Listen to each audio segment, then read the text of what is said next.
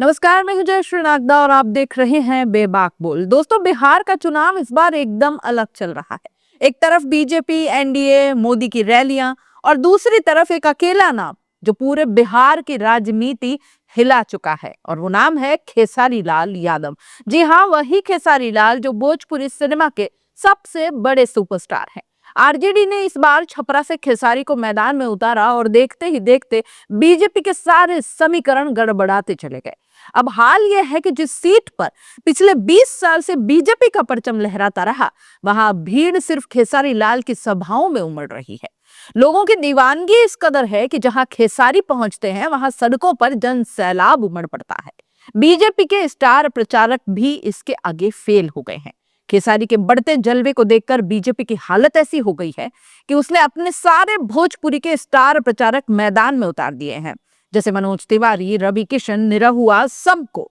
लेकिन सच्चाई यह है कि कोई भी खेसारी की भीड़ का मुकाबला नहीं कर पा रहा। बीजेपी का पूरा प्रचार मशीनरी अब बस एक लक्ष्य पर काम कर रहा है, खेसारी लाल को रोकना। लेकिन जब स्टार प्रचारक भी फेल हो गए तो अब खुद प्रधानमंत्री नरेंद्र मोदी को मैदान में उतरना पड़ गया। जी हाँ, मोदी को। छपरा की रैली में आज मोदी ने बिना नाम लिए खेसारी लाल को निशाने पर ले लिया। दरअसल कुछ दिन पहले खेसारी लाल ने एक बयान दिया था। उन्होंने कहा कि अयोध्या में राम मंदिर बना बहुत अच्छी बात है, लेकिन अगर उसी जगह एक बड़ा अस्पताल बन जाता तो लोगों को ज्यादा फायदा होता। बस बीजेपी को तो मौका मिल गया। रवि किशन और मनोज तिवारी ने मिलकर खेसारी पर सनातन विरोधी होने का आरोप लगा दिया। लेकिन खेसारी भी झुकने वालों में से नहीं है। उन्होंने पलटवार करते हुए कहा कि मैं सनातन विरोधी नहीं हूं, भगवान श्री राम हमारे भी भगवान हैं, पर मंदिर से रोजगार नहीं मिलता। लोगों को शिक्षा चाहिए, रोजगार चाहिए, बिहार का विकास चाहिए। और यही बयान बीजेपी को सबसे ज्यादा चुभ गया, क्योंकि ये वो मुद्दे हैं जिन पर बिहार की जनता वाकई में सवाल पूछ रही है। अब जब बात तर्क से नहीं बनी तो बीजेपी के स्टार प्रचारक गाली गलौज की भाषा पर उतर आए।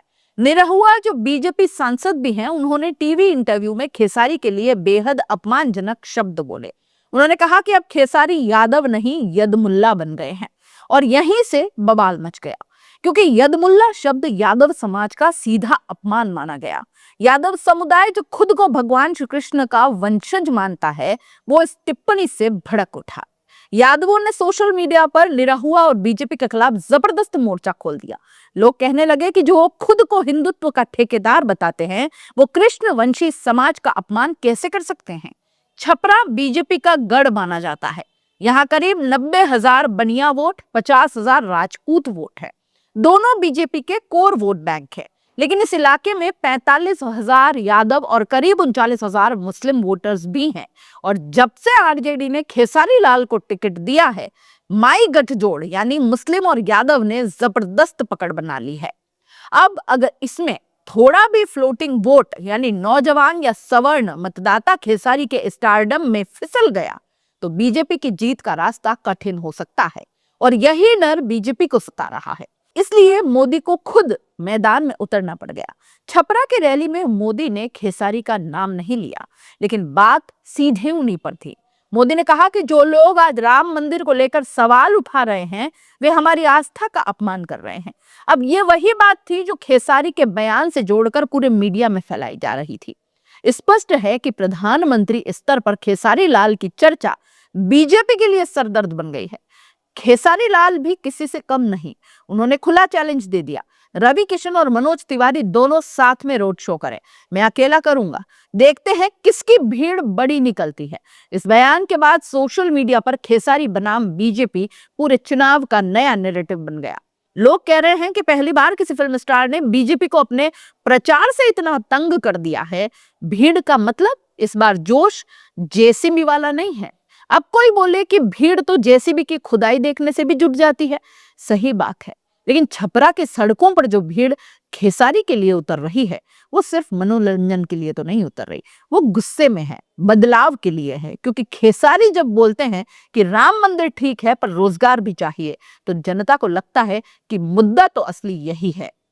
जब मुद्दों पर जवाब नहीं बचता तो नेता जाति, धर्म और अब अपमानजनक शब्दों तक उतर आती है। यदमुल्ला जैसे शब्दों का इस्तेमाल यही दिखाता है कि बीजेपी खेसारी लाल की लोकप्रियता से बुरी तरह से बौखला गई है, झल्ला गई है और यह बौखलाहट अब खुद प्रधानमंत्री तक पहुंच गई है। छपरा का चुनाव अब सिर्फ एक सीट का चुनाव नहीं रहा, ये टक्कर है दो विचारों की। एक तरफ वो राजनीति जो मंदिर बनाओ मुद्दा भूलो की सोच पर चलती है और दूसरी तरफ वो आवाज जो कहती है मंदिर भी चाहिए मगर रोजगार भी चाहिए। खेसारी लाल ने इस टक्कर को जन आंदोलन बना दिया है और शायद पहली बार किसी फिल्म स्टार ने सत्ता के सबसे ऊंचे पद तक बैठे नेता को अपने शब्दों और लोकप्रियता से हिला दिया है।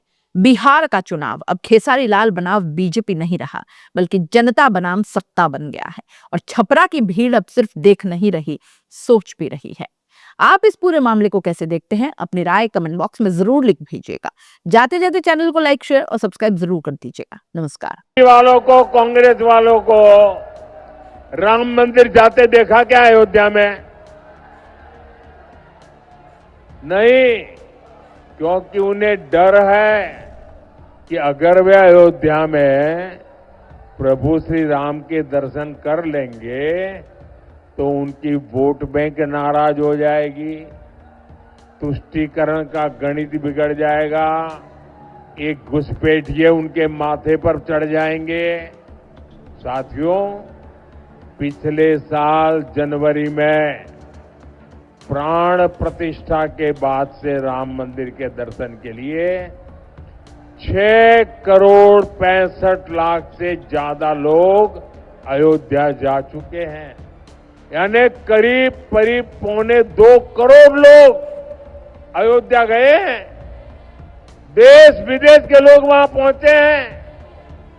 देश के कोने कोने से गरीब, दलित, पिछड़े हर कोई रामलला के दर्शन के लिए गया है। और अब तो जब रामलला के दर्शन के लिए जाते हैं ना, तो निषाद राज के दर्शन होते हैं, वाल्मीकि जी के दर्शन होते हैं, सबरी माता के दर्शन होते हैं। लेकिन भाइयों और बहनों, आरजेडी कांग्रेस के इन लोगों को विदेश में घूमने की फुर्सत है, लेकिन 500 साल के इंतजार के बाद जो भव्य मंदिर बना उसे देखने की इनकी इच्छा नहीं होती है।